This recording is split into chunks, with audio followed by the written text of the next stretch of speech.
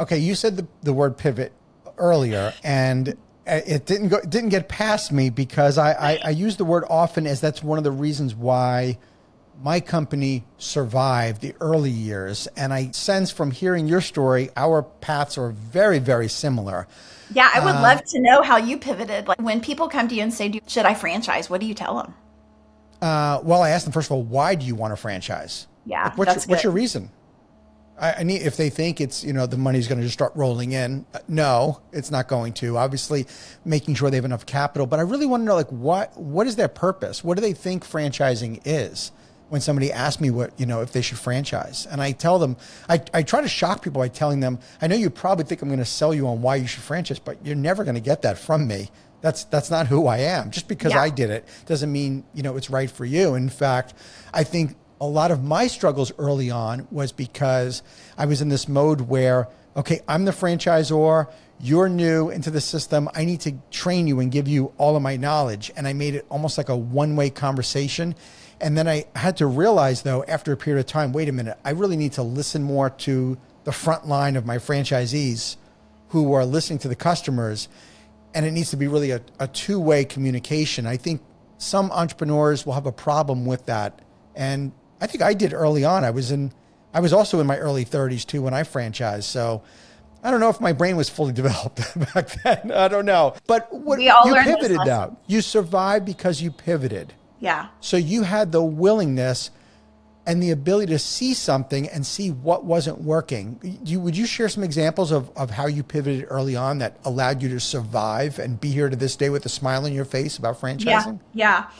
Um, well, I've always felt like I'm not the smartest person in the room.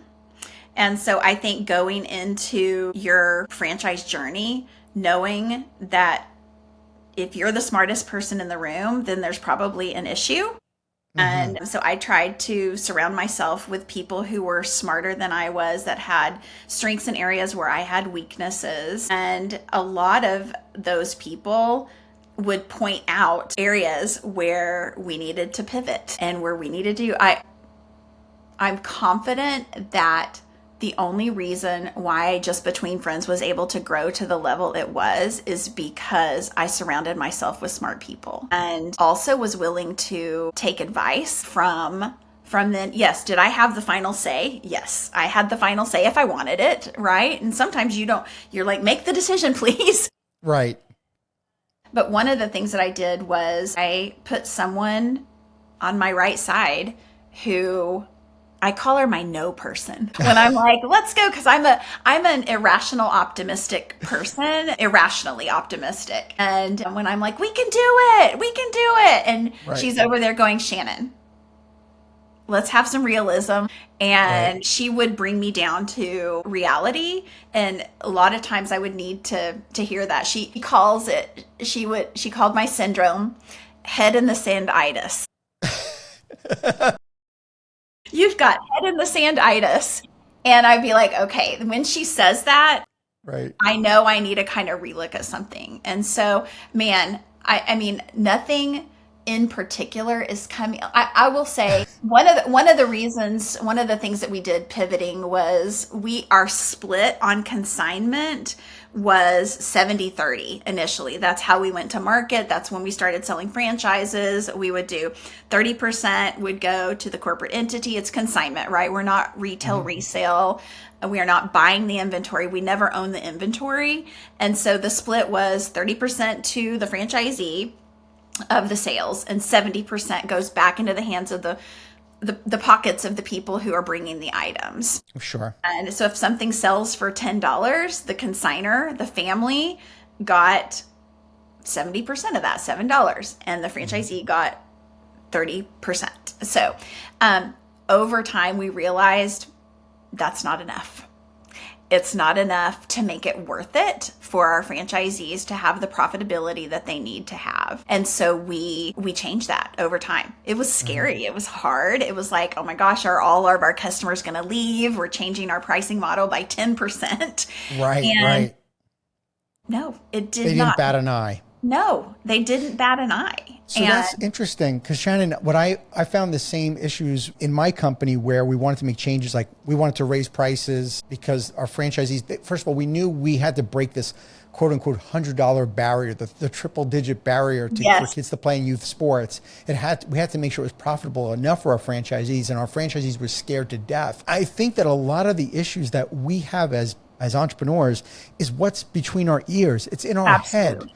Like we Yep. don't have the market data to prove or disprove that this is a good or a bad decision. But we hear these numbers, or just artificially these numbers scare us into, can we do it? Are customers going to leave like you had that? Or are people not going to join my leagues because I'm not $99? It's going to be $125. Like people didn't even care. Yes. Yeah. Our growth exploded. Your business, I imagine, they didn't even bat an eye, right? Yeah. Well, it made it worth it for the franchisees, which meant they were going to do a good job for their community. It's interesting. I was recently watching the college game day, the Texas and Texas A&M game, and I asked my husband. I said, "How many people does that stadium hold?" And he said, "I think it holds like 108,000." I was like, "Just Between Friends last year helped 100,000 consigners." I said, Wow. "That is." For every consigner, there's a family of 3 or 4 behind them at least. And like looking at that stadium, it was mind-boggling to say those are not even just the shoppers. Those are the families that made money because our brand exists. Right. And if just multiplying it out in this ridiculous way to all of the shoppers and then everyone it touches, it feels really good to want to, as the franchisor. I know you will absolutely, this will resonate with you too, because you were 100% owner. It's like you feel this huge responsibility for your franchisees to make money, to be satisfied. You also have this huge responsibility to serve the communities where you open a location and then something doesn't go well and it has to close. I would be torn up about that. Like, oh my gosh, we have to close this location. There's, 500 families that have been participating in this event. And like, I have goosebumps just even. Yeah, I feel like I failed. When somebody fails, I failed. Yes. Yep. It's a horrible feeling. Yes. Yep. But franchising. On the flip side, though, okay, the thing that I did not know about franchising going in, I had no idea of the rippling effect it would have in a positive way. And you just said it yourself, like you could have filled that stadium up. Do you realize, you had no inclination on the amount of people you were going to change their lives for the better? Franchisees, their employees, your customers. It's just, that is the beauty of franchising that we often don't talk about, but it's part of the dream that didn't even enter my mind when I started. No, mine either. And I will tell you, the huge joy that I get personally is I started this business when my son was 2 years old and my daughter was 1. They're 15 months apart. Well, my son just turned 30. Wow. My daughter is turning 29 in February. And they both shop at Just Between Friends with their families. So my son shops at the Oklahoma City location. My daughter shops at the New Hampshire location. And it's really fun to know something that I started. So talk about the ripple effects. We're in 2nd generation now of people getting to experience the joys of Just Between Friends. So it is absolutely so fun. And one of the things that we did with you were talking about the giving back and how the ripple effects. Yeah. One of the things that we did with Just Between Friends is when I would go talk to the franchisees, so in the very beginning, I handled franchise development and then hired someone to do franchise development. And I would come in for our version of Discovery Day and I would come to the training. After they signed, they said, okay, co-founder Shannon, come in and we want you to talk to the franchisees. So did you do this? Oh, absolutely. Yeah. I did Discovery Day and then I loved coming in for training. I would normally come in on day 1 of training. Yeah. And I come in at the end now. That they bring me in at the very end. And there is a book that we bought all of our franchisees. It's called The Go-Giver. Have you heard of this? Yeah. Yes, I have. And that's a great book. Oh my gosh, it's awesome. So part of our concept is we have a giving back portion of our concept. So it's like consigners make money, consigners or sellers make money, shoppers save money. And then we have a third component, the third leg of the stool, which is the giving back portion. So everyone works with a nonprofit. And so we want to try and get our franchisees into that mode of it's not just about the money. Anyway, it's a great book. We give it away. And yeah, it's part of the business that none of us really think about when we're first getting in. We're just thinking about, I want to be successful. I want to make other people successful. We don't even think about the impact, which is the legacy part of it. Yeah. And when we look back and we're old, and hopefully we'll be able to look back and say, wow, we really made a difference in people's lives far grander than we ever expected. To me, There is nothing better than that.